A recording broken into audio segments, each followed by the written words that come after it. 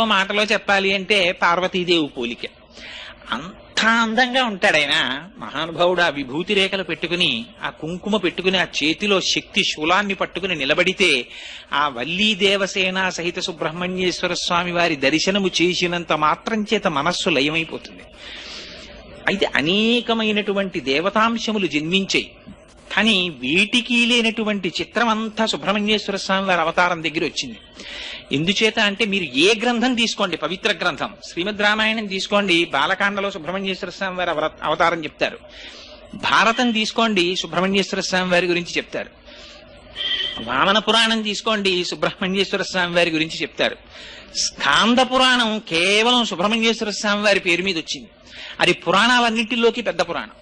మీరు కుమారసంభవం కాళిదాస కృతం ఎవరైనా సుబ్రహ్మణ్యేశ్వర స్వామి వారి గురించి చెప్తారు. ఇంకా చిత్రం ఏమిటంటే అసలు శ్రీమద్ రామాయణాన్ని రచించినటువంటి